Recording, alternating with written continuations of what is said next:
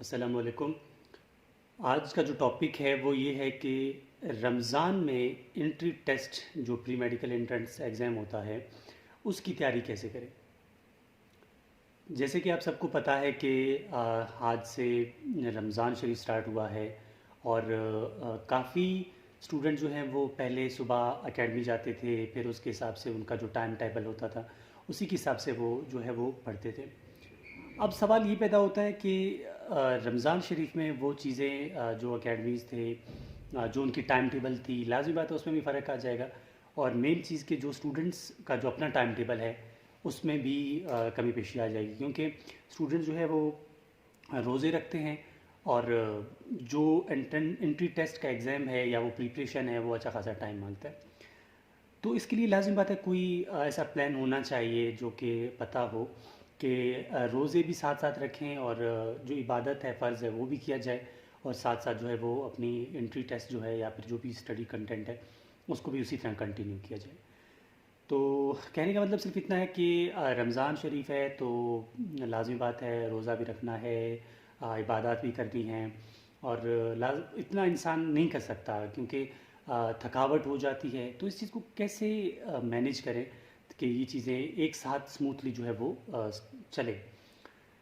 तो सबसे पहले मैं बात करूँगा कि दो टाइप के स्टूडेंट्स होते हैं। पहला वो स्टूडेंट जो कि एंट्री टेस्ट की तैयारी तो कर रहा है या कर रही है, लेकिन वो किसी एकेडमी में नहीं है। ठीक है, वो सेल्फ पे डिपेंड कर रहा है, वो सेल्फ स्टडी में कर रहा है। सेकंड वो स्टूडेंट जो एक एकेडमी के अंदर तैयारी कर रहा है। तो लाजमी बात है जो एकेडमी में नहीं है तो उसका प्रिपरेशन वे अलग होगा, जो एकेडमी में है उसका प्रिपरेशन या टाइम टेबल अलग होगा। तो पहले बात करते हैं कि जो स्टूडेंट एकेडमी में हैं वो कैसे करें इस चीज़ को। देखिए, रमज़ान में जो टाइम होता है वो बहुत लिमिटेड होता है। कैसे? देखें, अभी अगर रमज़ान शुरू हुआ है तो सुबह 8 से लेकर 1 बजे तक फुल एनर्जी होता है हमारे पास। लाज़मी बात है जिसने रोज़ा रखा होगा उसकी बात कर रहा हूँ, जिसने रोज़ा नहीं रखा होगा उसके पास तो एनर्जी ही एनर्जी है ना, उसकी बात ही नहीं कर रहा। जो स्टूडेंट रोज़ा रख रहा है उसकी जो मेन एनर्जी है ना वो 8 से लेकर 1 बजे तक पीक लेवल तक है, मतलब उसके पास एनर्जी है, वो काम कर सकता है। लेकिन 1 से लेकर मगरिब तक वो बिल्कुल अपोजिट हो जाता है, मतलब एनर्जी लेवल जो है वो डाउन हो जाता है, ख़त्म हो जाता है।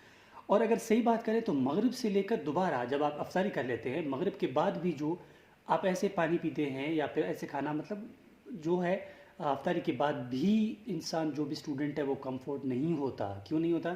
क्योंकि पहला जब आप ज़्यादा पानी पीते हैं या जो भी खाना खाते हैं जो भी है अफ्तारी के बाद टिल इशा या उसके बाद तक, तब जाके आप थोड़ा रिलैक्स फील करते हैं। क्या मतलब ये हुआ कि अब जो मेन टाइम है वो 8 से लेकर 1 बजे तक है हमारे पास।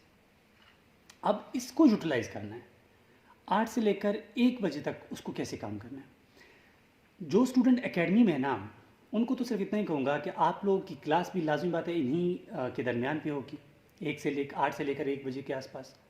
उसके बाद तो क्लास नहीं होगी ना। आपने क्या करना है, जो भी टीचर आपका पढ़ा रहा है ना आपको, उस चीज़ को आपने वहीं से पढ़ के आना है। मतलब आप क्लास ले रहे हैं, टीचर जो भी पढ़ा रहे हैं आप साथ साथ नोट्स बना रहे हैं, तो उस टाइम आपको ये माइंड में रखना है कि रमज़ान है, मैं बाद में जाकर हॉस्टल में नहीं कर सकता या नहीं कर सकती। लाजिम बात है मुझसे नहीं होगा, थका हारा आएंगे, आप लोग सो जाएंगे। तो हमने क्या करना है, उसी एकेडमी में जो भी पढ़ा रहा है ना आपको, आपने उस चीज़ को वहीं पर फोकस करना है। 100% नहीं भी हो जाए तो कोई बात नहीं, लेकिन थोड़ा बहुत आपको आइडिया होना चाहिए कि ये बोल क्या रहा है, क्या आखिर इसका मकसद क्या है। ठीक है, आपने वहाँ से कॉन्सेप्ट ले लिया। कॉन्सेप्ट लेने के बाद आप लास्ट में क्या करते हैं कि फिर भी जज्बा होता है एंट्री टेस्ट का, हम कहते हैं कि नहीं रोज़े की आदत है, खैर है लेकिन फिर भी पढ़ूंगा। फिर आपने क्या करना है, कंटेंट आपने एकेडमी में लिया, उसी कंटेंट जो भी चीज़ आपने पढ़ा उसके एमसीक्यूज़ जो है वो आप लास्ट में प्रैक्टिस कर लें। सेकेंड टाइम आपके पास एनर्जी हाई लेवल नहीं होता कि आप कॉन्सेप्ट, मतलब आप एक पेज जो है वो रीडिंग कर ले साथ साथ उसको पढ़ते जाए, नहीं हो सकता। लेकिन फिर भी अगर आप पढ़ना चाहें फिर आप उसी टॉपिक के एमसीक्यूज़ कर लें। एमसीक्यूज़ जो है वो नॉर्मली हो भी जाते हैं और इतना एनर्जी भी नहीं लगता। तो ये वे है उन स्टूडेंट्स के लिए जो कि एकेडमी में हैं और उनको भी रमज़ान है तो लाजिम बात है वो भी रोज़े रखेंगे, तो वो ऐसे मैनेज कर सकते हैं। इसके अलावा वो ये भी कर सकते हैं कि एकेडमी गए, क्लास ली, समझ आया, मैं फिर वही कहूँगा कि वो चीज़ें जो है वहीं से आपको पिक करनी चाहिए। उसके बाद अब एमसीक्यूज़ प्रैक्टिस अगर दिन में नहीं कर लेते, ठीक है, एग्जांपल कोई स्टूडेंट कहता है या कहती है कि नहीं हो सकता टाइम, सोता हूँ, फिर बाद हॉस्टल लाइफ है, हॉस्टल लाइफ स्टूडेंट्स को बहुत कुछ चीज़ों का सामना करना पड़ता है, तब वो क्या करे, वो इशा के बाद, ठीक है, वो इशा के बाद जो है बैठ के एमसीक्यूज़ कर लें, ये भी सही है। ये मेरा मकसद उन स्टूडेंट्स के लिए है जो कि एकेडमी में है। अब उन स्टूडेंट्स के लिए जो एकेडमी में नहीं है, वो भी टाइम टेबल अगर बनाना चाहे रमज़ान में, तो उनके लिए तो बहुत आसान है। उनके लिए तो दो रास्ते हैं। उनके लिए पहला रास्ता तो ये है कि वो इशा के से लेकर सहरी तक स्टडी कर लें। बेहतरीन तरीका होता है, क्योंकि आप एक तरह से इशा के बाद मतलब इबादत से फ़ारिग होके आप अपनी स्टडी कर लें सहरी तक। ना डिस्टरबेंस होगी, ना मोबाइल होगा, ना किसी मतलब आपके पास कोई भी डिस्टरबेंस नहीं होगी। आपने क्या करना है, आप मतलब अपना स्टडी शुरू कर लें उसमें। एक तरीका तो ये है। सेकेंडली, अगर वो ये ऐसा नहीं कर सकता तो उसको चाहिए कि वो सुबह जो है रोज़ा रखे, रोज़ा रखने के बाद वो अपनी स्टडी कंटिन्यू करे सुबह से लेकर 1 बजे तक। क्यों 1 बजे तक? वो 1 बजे से लेकर मतलब वो 8 से लेकर 1 बजे तक तो एकेडमी वाले कर सकते हैं ना, तो ये स्टूडेंट 8 से लेकर 2 बजे तक भी कर सकता है। अब क्यों? क्योंकि एकेडमी वाले स्टूडेंट्स को आधा घंटा पहले उठना पड़ता है, तैयार होना पड़ता है, फासला तय करना पड़ता है टिल एकेडमी मतलब एकेडमी तक, तो लाजमी बात है 1 घंटा वहीं वेस्ट हो जाता है। जो एकेडमी में नहीं है ना, उसके लिए तो बहुत आसान है, वो 8 से लेकर 2 बजे तक रिलैक्सेशन से अपनी स्टडी कर सकता है। तो ये दो रास्ते हैं, आपको जो अच्छा लगता है आप वो चुन सकते हैं।